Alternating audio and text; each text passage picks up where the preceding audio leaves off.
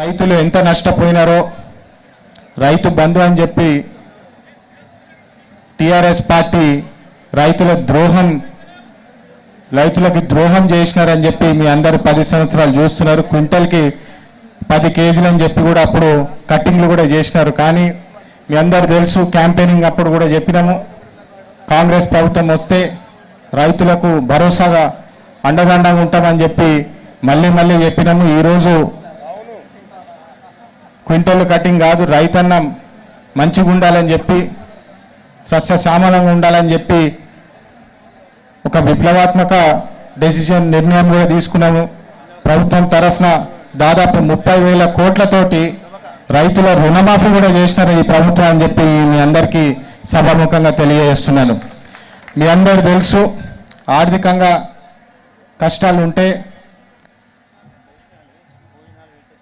ఎన్ని స్కీములు ఉన్నా, ఎన్ని గ్యారెంటీలు ఉన్నా, రాష్ట్రం ఆర్థికంగా బలంగా లేకపోతే దాన్ని కట్టుబడి ఉండడం చాలా కష్టం.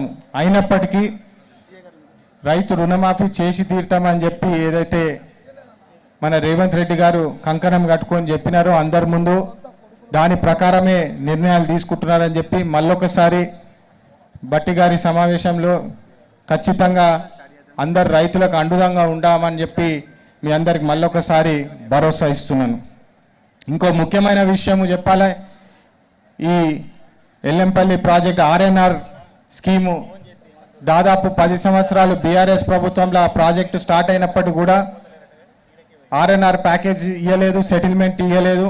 అప్పుడు ఎంపీ ఎలక్షన్స్ అప్పుడు కూడా మీ అందరి ముందు వచ్చినప్పుడు కూడా ఇదే మాట ఇవ్వడం జరిగింది. ఖచ్చితంగా ఆర్ఎన్ఆర్ సెటిల్మెంట్ కూడా చేస్తామని చెప్పి, బాధితులకు అండదండంగా ఉంటామని చెప్పి ఈరోజు ఉప ముఖ్యమంత్రి వర్యుల చేత 18 కోట్ల చెక్కు కూడా రిలీజ్ చేయడం చాలా ఆనందకరంగా ఉన్నది.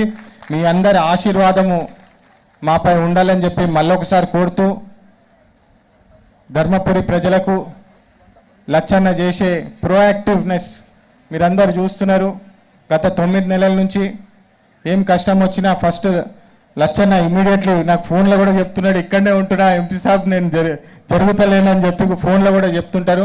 మళ్ళొకసారి మీ అందరికీ భరోసా ఇస్తూ ఈ సమావేశానికి వచ్చి అందరూ ఆశీర్వాదం ఇచ్చినందుకు హృదయపూర్వక ధన్యవాదాలు.